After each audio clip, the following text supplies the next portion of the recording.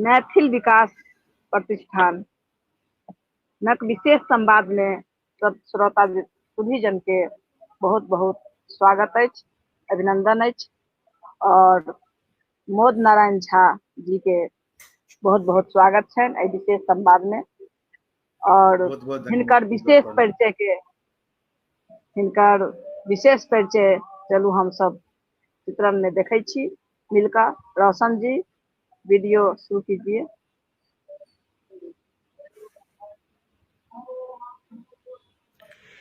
मैथिल विकास प्रतिष्ठान द्वारा आयोजित विशेष संवाद कार्यक्रम के आजुक अतिथि छथि आदरणीय श्री मोद नारायण झा जी।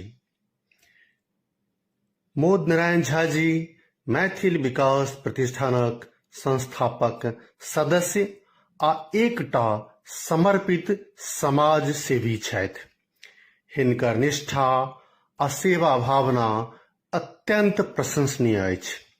श्री झा नित्य समाज सेवा में सक्रिय छथि आ मैथिल विकास प्रतिष्ठान द्वारा आयोजित मेडिकल कैंप, कैरियर गाइडेंस आ सांस्कृतिक कार्यक्रम में हिनकर योगदान अति महत्वपूर्ण रहैत छनि। प्रोफेशनल रूप में श्री झा पोलीपैक लिमिटेड के एकटा मार्केटिंग डिवीजनक प्रमुख छथि, जतऽ हुनकर नेतृत्व आ कर्मठता सँ अपन अलग पहचान बनौने छथि। एमबीपीक सफलता आ प्रगति की यात्रा में हिनकर योगदान मुख्य आ प्रेरणादायक रहल अछि। हम सब गर्वक संग हुनका अतिथि के रूप में आमंत्रित करैत छी और माननीय मोद नारायण झा जी के हार्दिक अभिनंदन आ स्वागत करैत छी।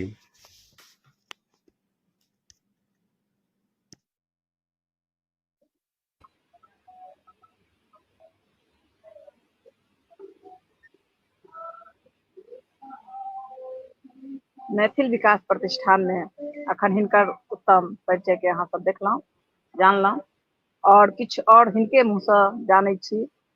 अहाँ के आग्रह कर रहल छी हम कि अहाँ अपन किछु जन्मभूमि और किछु कर्मभूमि के विविध जानकारी के रूप में अपना परिचय से अवगत करवाओ। जी स्वागत जी, हम सब मैथिलगण के बहुत बहुत कोटि कोटि प्रणाम करै छी और अंबिका जी अहाँ के विशेष रूप से धन्यवाद दै छी कि आइ हम दुनू आदमी संगे संगे जे छै लाइव पर छी। हमर नाम मोद नारायण झा है। ग्राम हमर ढंगा हरिपुर का है, ढंगा पछबाई टोल है। ढंगा हरिपुर 14टा टोल छै मधुबनी जिला में, तो ताहि लऽ के हम सब टोल के नाम से बेसी जानै छी। ढंगा पछबाई टोल हमर घर है, जहाँ पर काली पूजा करीब 110 वर्ष से भ रहल छै। तो हमर गांव ढंगा पछबाई टोल है। हमर एजुकेशन कलवाही हाई स्कूल से भेल है जे 10वीं, और बाकी कॉलेज जैसे जेएन कॉलेज मधुबनी से भेल है। हम मुंबई ओहिके बाद जे छै से एलहुँ। मुंबई में जे हमर परिचित चलैत था, ओहि कालमे हमर जे झाजी अपना बहनो चलैत था, वो छलखिन हैं। ओहिके बाद हम एतऽ नाना प्रकार के कष्ट सहैत आगा बढ़ैत और 2001 से हम एहि कंपनी में छी। जखन हम DMM डिप्लोमा मार्केटिंग मैनेजमेंट केने रही, ओहिके बाद से हम राशि पॉलीपैक में छी 2001 से, और कंटिन्यूअस राशि पॉलीपैक के संगे छी। और वो एक एकटा कंपनी धीरे धीरे धीरे छोट से छोट होइत होइत आइ वो लिस्टेड कंपनी छै और ऑलरेडी इंडिया में नंबर 1 पर छै, जे हम सब डिस्पोजेबल आइटम बनबै छियै, जे डेयरी इंडस्ट्री छै। और पहले तो छोट छलै तो हम सब चीज देखे छलियै, आब एखन हम पूरा इंडिया सिर्फ और सिर्फ डेयरी जे डिवीजन छै, जेना अमूल, मदर डेयरी, एहि सबके लिए जे कप या गिलास अहाँ देखैत हेबै, दही आइसक्रीम खाइत हेबै, तो मोस्टली जे इंडिया में जतेक डेयरी छै ओहिमे हमरे सबके कप रहै छै। ओहिमे हमर जे छै से हर एक डेयरी में विजिट रहैया। ई हमर 24म साल कंपनी के तरफ से है। जी जी, बहुत नीक बात अछि। एहिसँ बढ़िया तऽ हमरा बुझाइया कि बहुत उत्तम अहाँ के मतलब परिचय अछि। बहुत नीक जगह पर छी और बहुत बढ़िया काज कर रहल छी।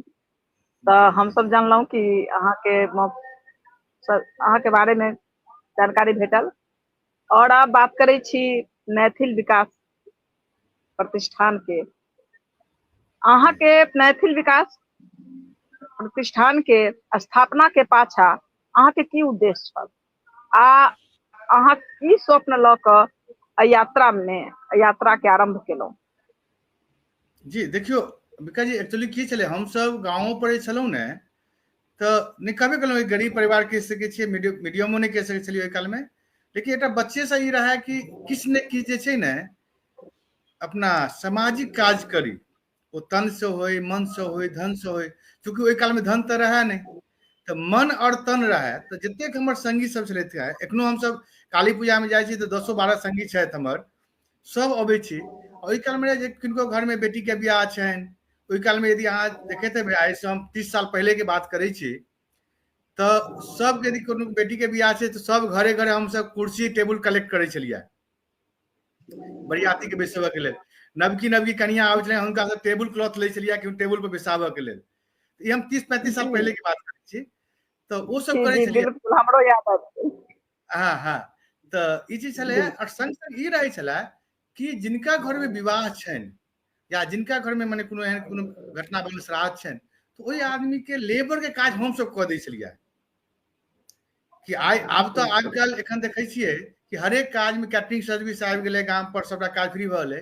ओहि कालमे हमसब पात उठबऽसँ लऽ कऽ, पानि भरऽसँ लऽ कऽ, बरियाती खुआबऽसँ लऽ कऽ, और बरियाती ओहि काल 2 साँझ बरियाती रहै छलखिन हेँ, तऽ हमरा सबके पहिले से पूरा प्लानिंग रहै छलैया कि भाई हिनका घरमे छै आ किनका टेबुल क्लॉथ लेबऽके छै। ओहि कालमे एकटा और हमरा सबके चैलेंजिंग अबै छलैया कि यदि टेबुल क्लॉथ कोनो चेंज भऽ गेलै तऽ दोसर दिन हुनका से गार्ड से सुनऽ पड़ै छलैया कि हमर टेबुल क्लॉथ ई नहि छलै, ओ छलै। तऽ ओहि कालमे हमरा सबके छलै और नीक लगै छलै, यदि केओ 4टा बातो कहलखिन तैयो नीक लगै छलै, और एकटा खुशी भेटै छलै, चल भाई हमसब काज केलहुँ ने तऽ कंप्लीट भेल। तऽ ओ ओहि कालमे छलै पूरा तनसँ मनसँ करै छलियै। जखन बम्बईमे एलहुँ तऽ बम्बईमे जाबे तक छलैया काज धंधा होइते छलैया, और किछु ने किछु समाजसँ जुड़ैत रहै छलहुँ हेँ हमहूँ। बट एखन ई हम देखलियै, यदि हम एतऽ बात करी तऽ लोग की छै, काज कम करै छलै, देखावटी बेसी करै छलै। कि यदि अहाँ कोविड के हम बात करी तऽ देखलियै 2 आदमी एकटा केला देलकै 2 आदमी के, फोटो खिंचलकै बहुत बहुत बड़ा दानी, 2 केला पर बहुत बड़ा दानी छलखिन। एहन एहन जे हमसब जे ई मैथिल विकास प्रतिष्ठान के जे नींव रखलियै, ओहि कालमे ई देखलियै कि हमरा से ककरो नेता नहि बनऽके छलै। जाहिमे अमोजी छथि, आदरणीय अमोजी छथि, डॉक्टर साहब छथि, पंडित गौरीकांत जी छथि, भावेश चचा छथि, कतेक नाम ली, पूरा जते हमर जे कोर कमिटी छथि। तऽ ई तऽ एखन गवर्निंग बॉडी के जे लेल छै ने, ओ तऽ एकटा पोर्टफोलियो छै कि साइन करऽ के छै तऽ गवर्निंग बॉडी चाही। बाकी हमरा सबमे यदि अहाँ देखबै ने तऽ किनको कतौ फोटो नहि छै, नहि कोनो नाम रहै छै। तऽ एकटा मैथिल विकास प्रतिष्ठान के ई उद्देश्य हम देखलियै कि एतऽ जे किछु हेतै से नीक ढंग से हेतै, किया तऽ सबके अपना अपना काज करऽ के छै, ककरो नेता नहीं बनऽ के छै। नेता बनऽ के छै तखन अहाँके फोटो चाही, कोनो चीज चाही। तऽ मैथिल विकास प्रतिष्ठान के उद्देश्य इएह छलै शुरूसँ कि हमरा सबके जे किछु काज करऽ के अइ समाज के लेल, और समाजमे हमसब की बेहतर कऽ सकै छी, ओहिके लेल मैथिल विकास प्रतिष्ठान के छै जे 10-12 आदमी जे हम छलहुँ हेँ से नींव रखलियै।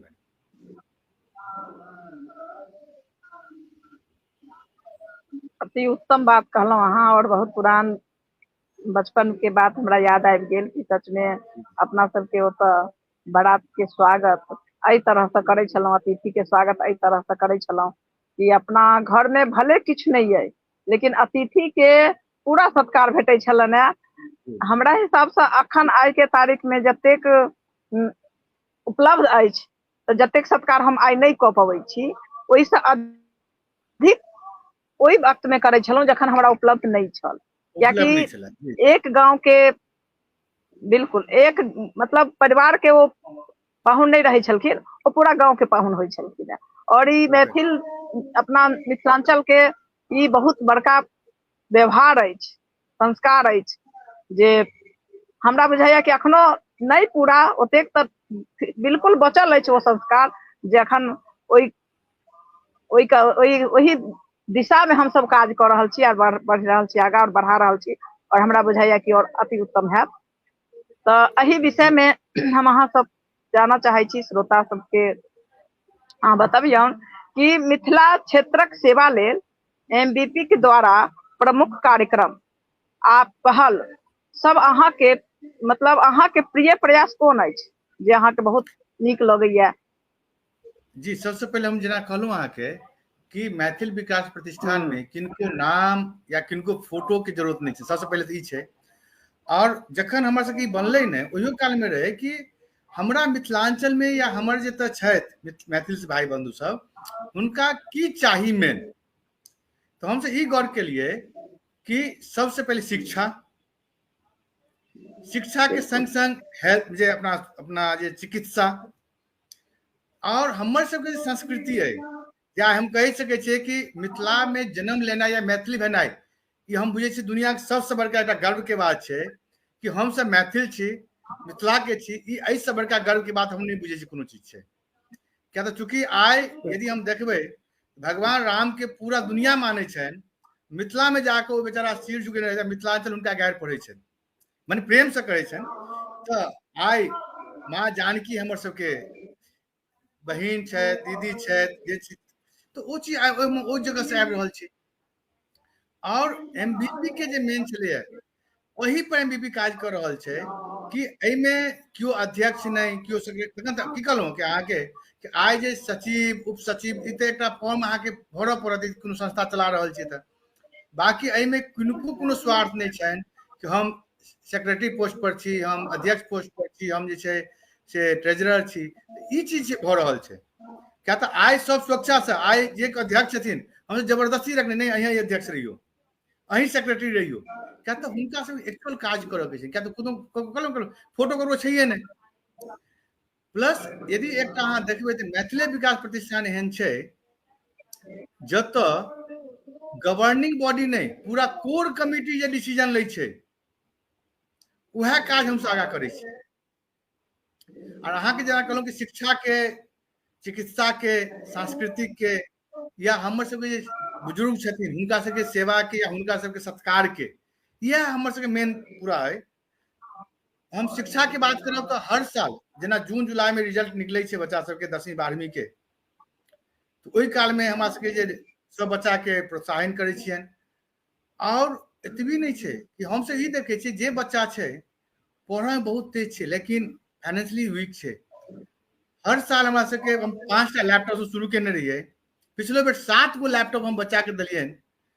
और आई खुशी ई होइया कि वो बच्चा सब पिछला हफ्ता के बात छै हमरा संस्थान से मैथिल विकास प्रतिष्ठान से बच्चा के प्रोत्साहित केने रहिए, वो बच्चा फर्स्ट अटेम्प्ट में सीएस बनलै है, पहले अटेम्प्ट में। वाह, गर्व के बात, बिल्कुल गर्व के बात है।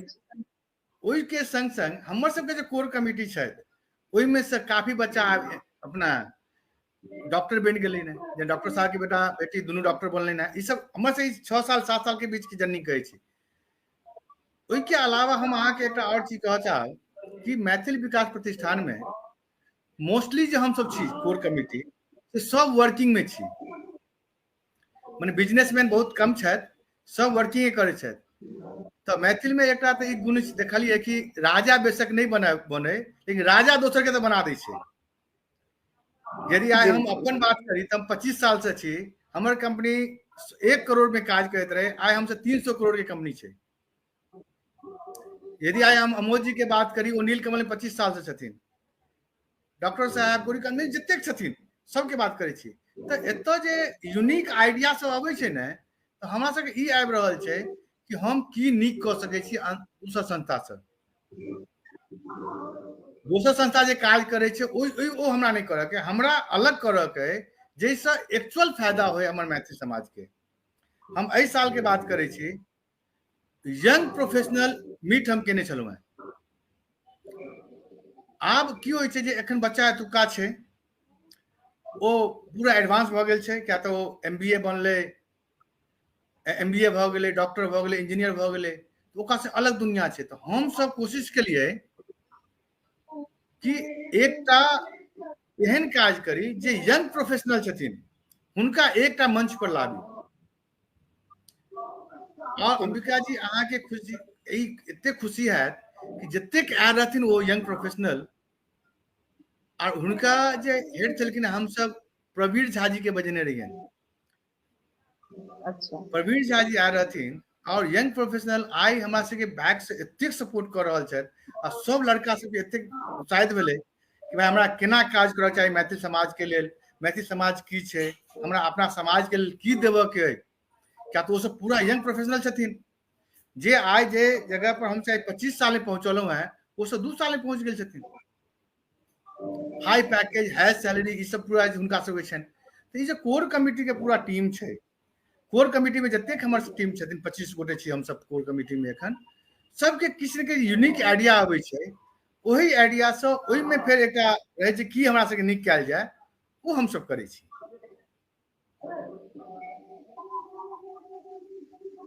आ सब चीज के बहुत नीक प्रयास कर रहल जी। और एकटा करब कि एकटा डिसिप्लीन जे छै ने एमबीबी के, वो बहुत बड़का छै कि यदि आइ पहले बेर बनि गेलै कि ई हमरा से करऽ के अइ, एहि टाइम पर करऽ के अइ, तो उहे टाइम पर कोशिश रहै छै करऽ के हमरा सब। जेना मेडिकल के हमरा सबके मार्च में करऽ के, तो मार्चे में हेतै ओ। वापस 23 मार्च के हमरा सबके मेडिकल कैंप है। हम पिछला साल के यदि बात करी मेडिकल कैंप के, तो करीब 250 आदमी से बेसी के हम सब चश्मा देने रहिए फ्री में, पूरा चेक कऽ कऽ। एहनो रहे कि हमरा बहुत नंबर छै तो हुनका सबके स्पेशल चश्मा बना के दिलियन। मोतियाबिंद के ऑपरेशन करीब 20 आदमी करेने रहिए फ्री में। और ब्लड टेस्टिंग के जतेक टेस्ट होइ छै ने, ब्लड ईसीजी फलाना ठीका सबटा छलै है।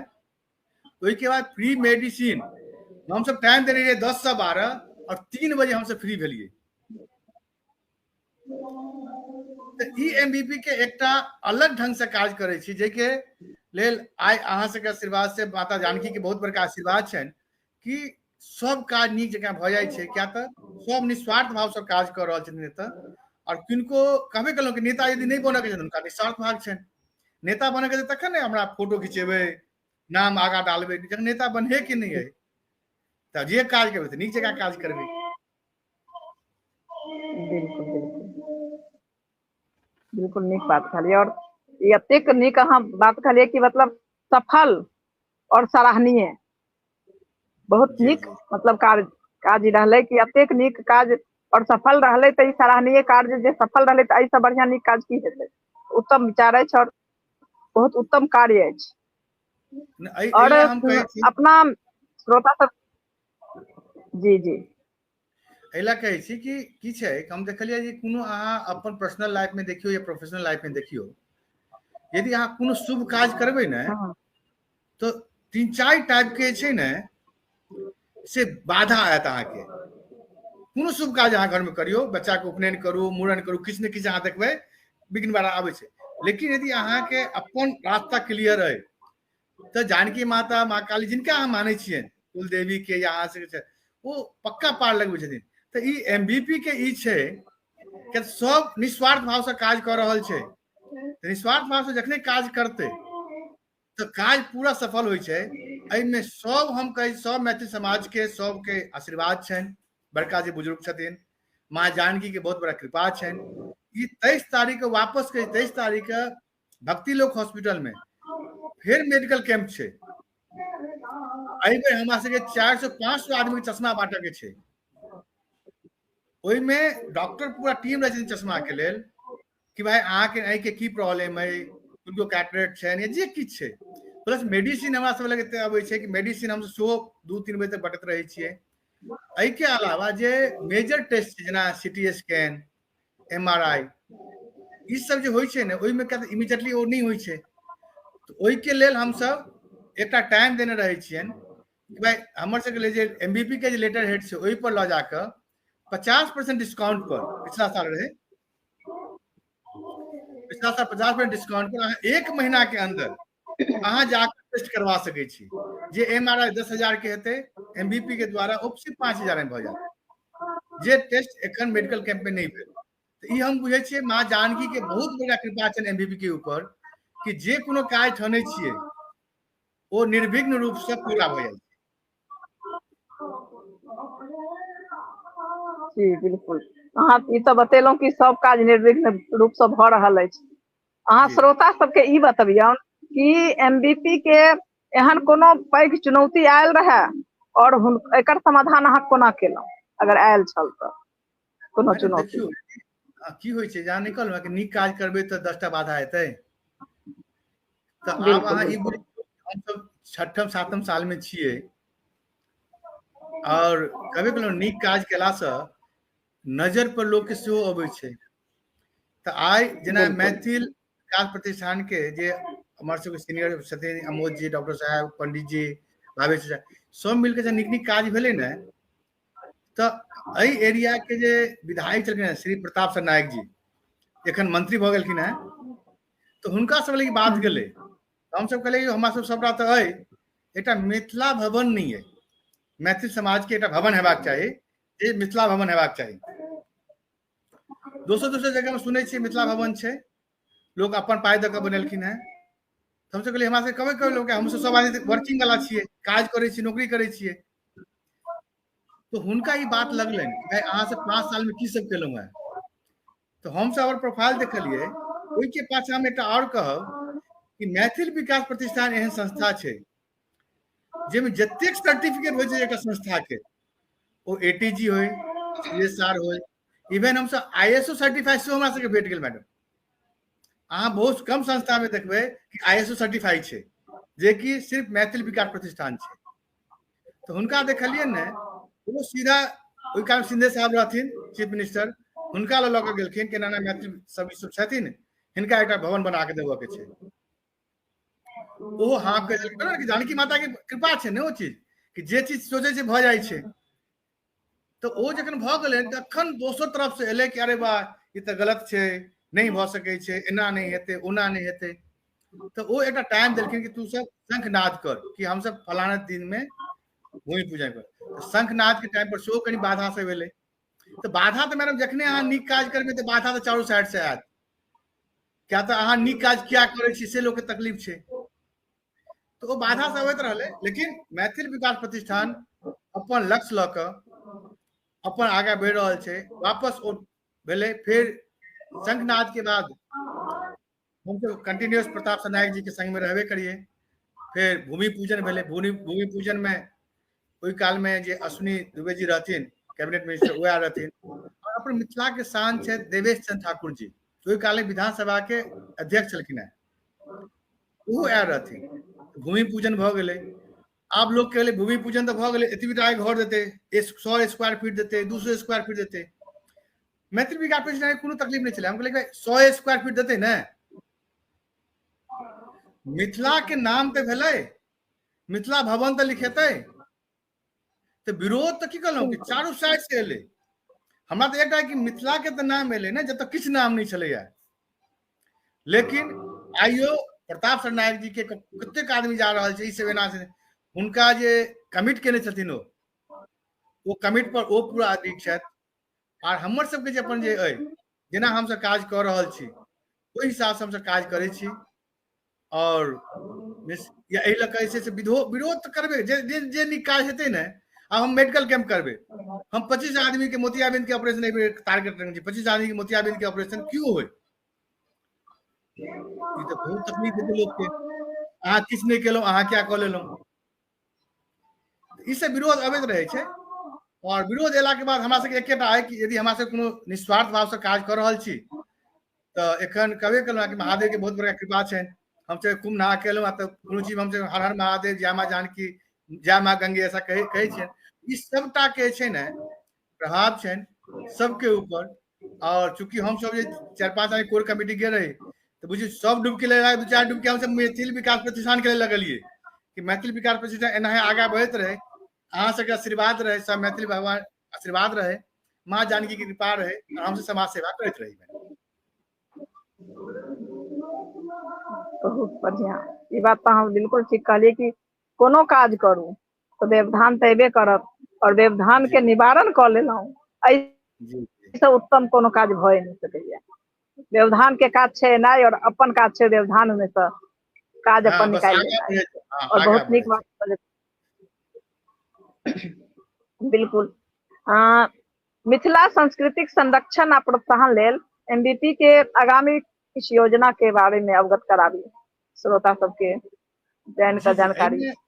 दियौ एहिमे की कहलहुँ हमरा सबके तऽ 4टा विजन मिशन है मिथिला भवन बनि गेलै हमरा सबके छै ने मैथिली के शिक्षा चिकित्सा अपन संस्कार और जे हमर बुजुर्ग छथि हुनका आदर सत्कार यह हमर मैथिल के संस्कार है कि आइ हम सब जे सीनियर छथिन हुनका केना आदर सत्कार करियनि और चिकित्सा के लेल आगे बढ़े के रहले यदि आइ हम वापस कहै छी हमर सबके प्रोग्राम भेल छलै एखन मैथिल संस्कार के लेल पिछला 2 महीना पहले एकोटा हमसे हिंदी या भोजपुरी गाना नहीं भेट रहे हमरा सबमे प्योर मैथिली बाजनाइ मैथिली गीत मैथिली नाच मैथिली के जे पूरा पूजा संस्कार छै क्या तऽ मिथिला में अहाँ देखबै ने तऽ हरेक महीना में कोनो ने कोनो पूजा छै जुड़ शीतल केना हेतै होली केना हेतै ओकर पूरा गाना सब लगे छै तऽ हम सब ओ देखाबे के कोशिश केलिए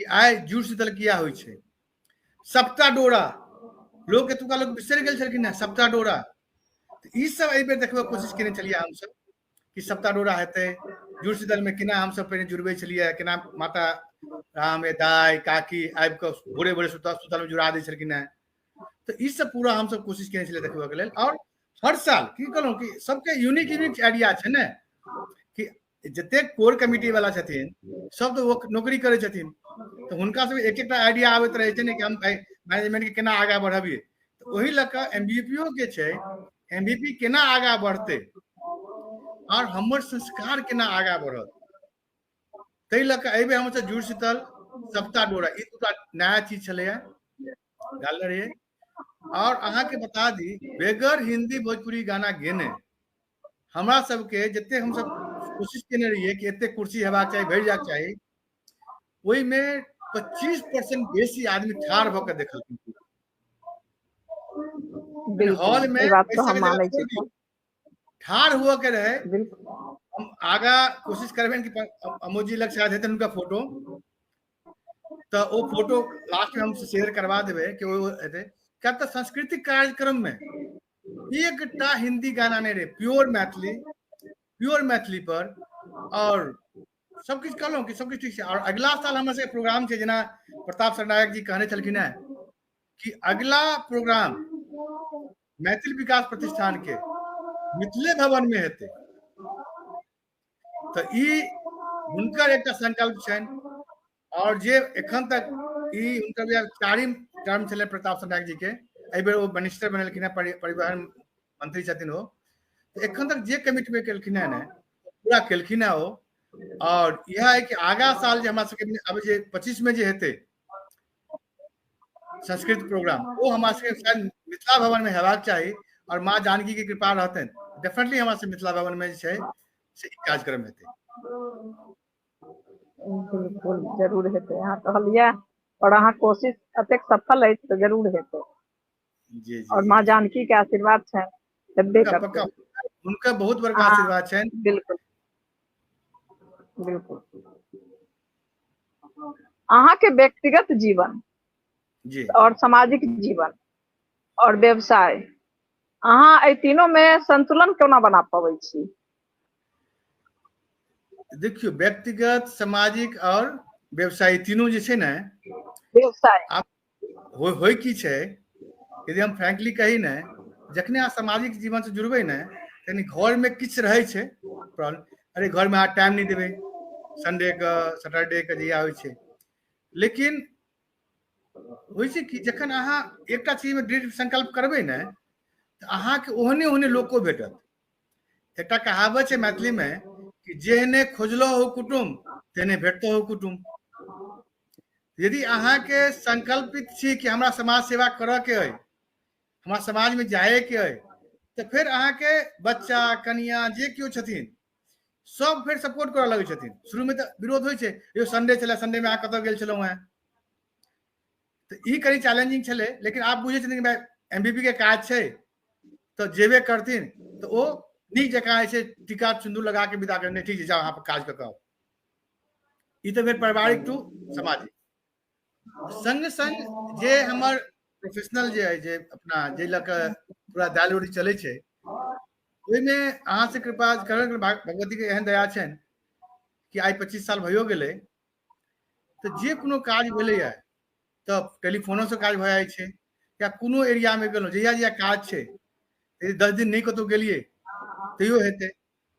तो ओहि हिसाब से काज छै ने संतुलन पूरा बना के जे छै ने व्यक्तिगत और जे पारिवारिक छै और परिवार में बुझे छथिन कि यदि आई एमबीबी के काज छै आ हम ई बुझे छियै जते कोर कमिटी वाला छथिन एखन हमरा सबके संगे। और एक हम और कहब मैडम एक अहाँके अंबिका जी कि अहाँ देखबै ने यदि अहाँ नीक काज करैत रहबै तो जे अनवांटेड आदमी होइ छथिन जे मैंने कहै छै कि अहाँके भूत पिशाच वाला लोग सब छथिन ओसे ऑटोमेटिक भाग जाइ छथिन। कनी काल तो हेवी रह छथिन लेकिन वो भाग जाइ छथिन। तो जे हमरा सबके खराब लोग से ऑटोमेटिक साइडो भऽ जाइ छथिन और हम सब पूरा निर्विघ्न रूप से सब काज में छै ने से कंप्लीट करते रहे छी।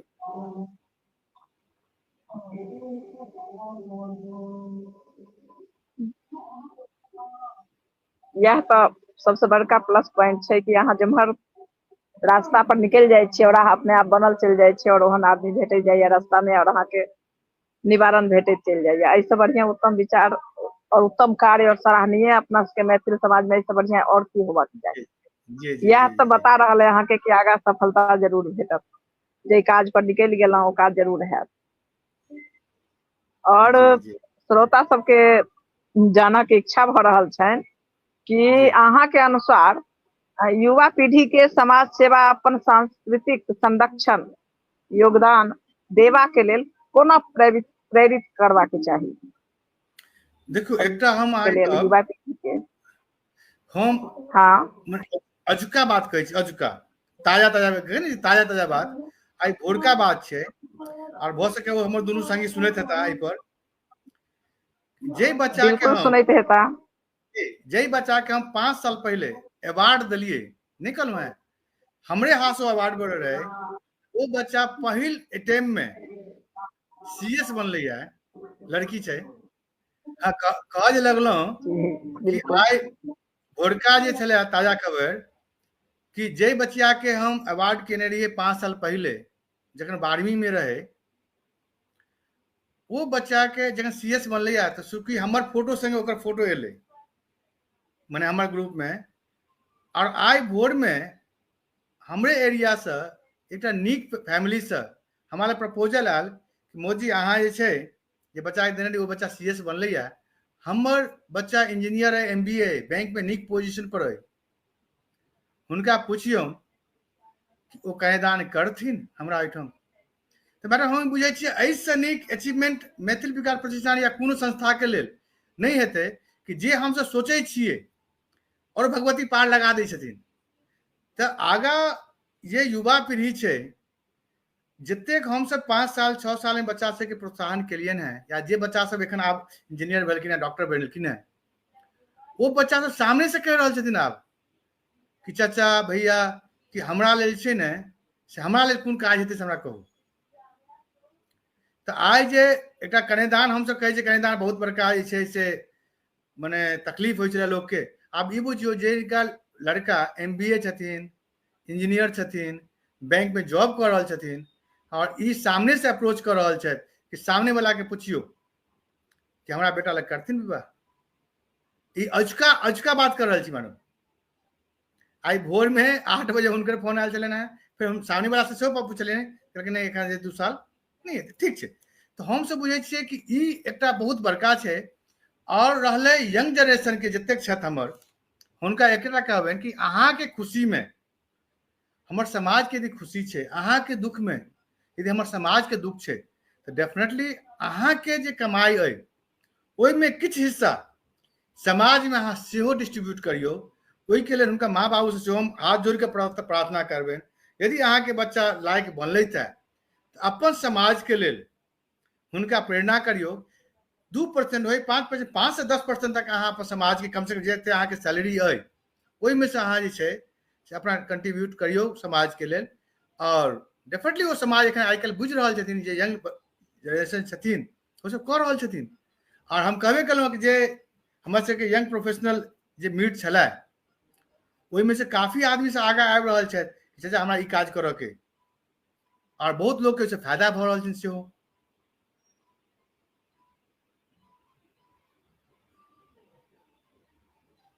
जी अंबिका जी। फायदा भ रहल छनि और होबाक चाही। अंत जी में विशेष संवाद कार्यक्रम में उपस्थित नवयुवक सबके लेल अहाँ कोनो विशेष संदेश दऽ दियौन, सलाह दऽ दियौन, ताकि ओहिसँ ओ सीख लेता और ओहिके जी आदर्श बनौता। जी हम जी यदि कही तो पिछला साल जे हमर सबके प्रोग्राम रही सांस्कृतिक प्रोग्राम, ओहिमे हम एकटा छोट नाटक जे छै ने से कऽ कऽ देखेने रहियनि सबके। ओ पूरा पिक्चराइज रहे भेल, देखेने रहियनि। ओहिमे एकेटा रहे, सब यंग के कहै छी कि अहाँ अपन जे भाषा अइ, अहाँके बाकी दुनिया के सब भाषा दुनिया सिखा देत, लेकिन अपन जे मातृभाषा अइ मैथिली अइ, ओ अहाँके अपन घरेटा में भेटत। अहाँ अपन घरे मैथिली बाजू, माँ बाबूजी के जे कहै छथि हुनकर बात मानियौन।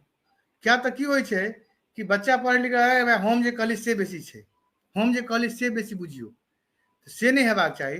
हुनकर जे एकटा जे एक्सपीरियंस छनि, हुनकर जे एकटा अनुभव छनि, ओ बहुत बड़ा, ओ अनुभव अहाँके कोनो स्कूल कॉलेज में नहि सिखबै छै। तऽ एकेटा चीज छै, अहाँ अपन भाषा के राखू, भाषा के संग संग सबके आदर सत्कार करियौन, और जहाँ तक भऽ सकैया गलत संगत के छोड़ू, आगा बढ़ू, मिथिला के नाम रोशन करू। अपन की कहलू, यदि अहाँ अपन नाम रोशन करिए, ऑटोमेटिक मिथिला के नाम रोशन हेतै, तऽ अहाँके खुशी में सबके खुशी हेतै। और सब बच्चा के इएह कहबनि कि अहाँ अपन गार्जियन के, अपन समाज के, सबके अहाँ इज्जत दियौ, अहाँके ऑटोमेटिक इज्जत भेटत। और अपन भाषा मैथिली एहि पर गर्व हेबाक चाही, मिथिलांचल पर गर्व हेबाक चाही कि हम मैथिल छी, हम मिथिला के छी। ई सबसे बड़का गर्व के बात छै। और वो गर्व कखन हैत जखन अहाँ मैथिली बजनाइ शुरू करबै, अहाँ घर से बजबै, तऽ ऑटोमेटिक अहाँके पूरा दुनिया अहाँ लग रहत। यह है कि सब आदमी अपन मैथिली बाजू, घर में सीखू, बाकी दुनिया जतेक भाषा छै, दुनिया में कतेक हजारों भाषा हेतै, सब दुनिया सिखा देता अहाँके।